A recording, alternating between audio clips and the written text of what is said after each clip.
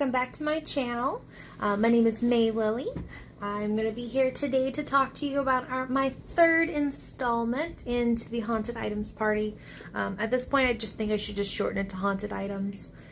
If you've been with me this far, then you are sure that I've talked about, I believe in the last two episodes, briefly I have mentioned that I do own a Dybbuk box. I actually own 4.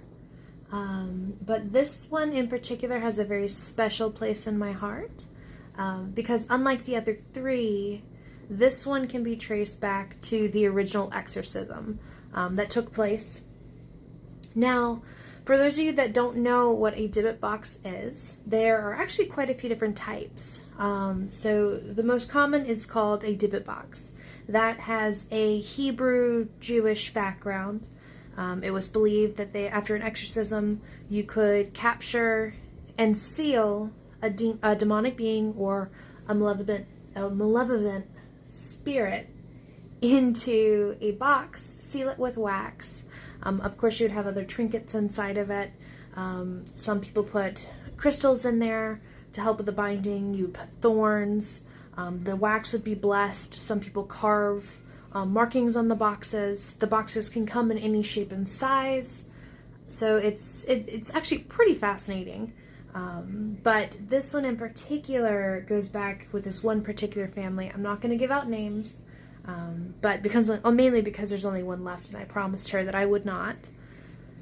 So essentially, what happened was a few generations ago, there was a woman in the family who she was just lashing out. She was getting very violent. Words were coming out of her mouth that she should not have been able to speak because it was not their native tongue. And over time, they seeked help from a priest. This priest ends up coming and has to grab a few more. And eventually what happens is that she was exorcised and the demon was sealed inside of a box. Now, that box in particular will have an article or some kind of connection to the original person that was exorcised. They believe when you put that in a box, it'll attract the spirit, makes it a little easier for it to be captured. And without further ado, let me show you my box. So like I said, this box is quite old. This is not the original wax, only because over time what happens is that they would re-bless the box with different wax. So the original wax is on this box. It just has more of a, it's a layered effect on it. This box was in the previous owner's possession because it was passed down from her mother. It was in her possession for over 30 years, and now it is in mine. The reason it is now in my possession is because as she got older, she no longer had any children to pass this box to.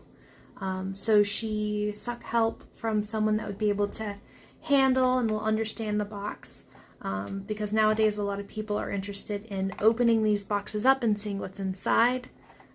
But I promised her that I would respect her wishes and that I would pass this box down through my family generations to keep it as preserved as it possibly can be.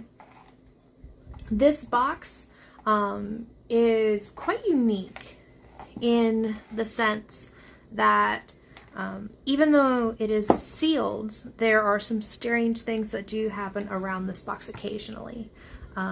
Occasionally you can see a shadow appear behind the box, but only about to this far, and it'll be tips of fingers or a hand, and it kind of looks like this. This box is actually very picky about where it is located as well. Especially this came from the previous family. There was a case where they were moving, and this box was sealed inside of another box wrapped in bubble tape. It was sealed open or sealed shut with blessed parchment paper and blessed twine. Holy water was sprinkled onto it, so it should not have been able to do what it did. But what happened was they put this box underneath a few other boxes, and on the ride, all the other boxes tumbled over. So when they opened up the truck, what they saw was this box in its box sitting on top of all the other ones displayed. I'm not saying that this box came out of the box that was packed in.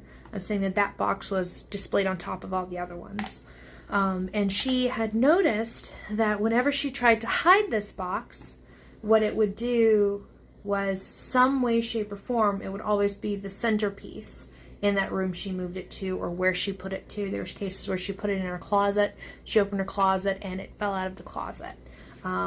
So this box definitely likes to be on display, which is one of the reasons that it is actually, its home is on my TV stand in the middle of my home where everyone can see it. Now, I'm not saying that this box is at all evil. I'm not saying that this box in particular possesses a demonic being. What I am saying is it's special. Now, I will say this. One of the words of warning that the previous owner gave me was that if you treat this box with respect, it will treat you with respect. She told me that this box has been a centerpiece in her family for many generations, and that whoever held the box tend to be more protected than the others. So there's definitely a little bit of possession going on with this box as far as how it treats its owners.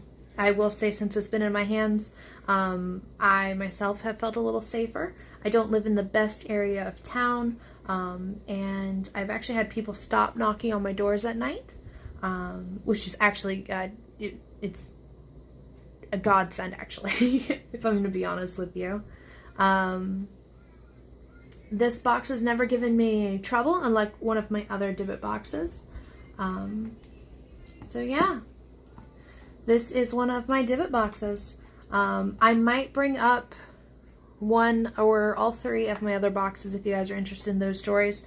Although it is believed that one of those boxes is not a Dybbuk box, but it is actually a witch's box.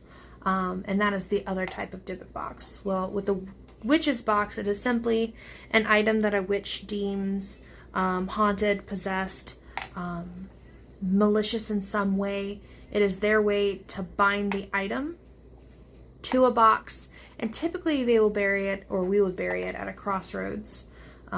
So it's kind of, it's not the most common thing to see creeping around, but there are some witches that do sell witches boxes. Personally, I don't. I believe that if you need to seal it up, it needs to be put away. But like I said, I do own a few Dybbuk boxes, so call me a hypocrite. I like to protect and preserve them, though. I will never open this box.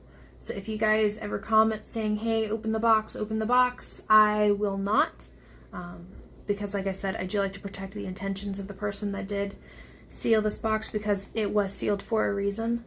This box's demon was exorcised from a person, so it has already attached itself to a person once.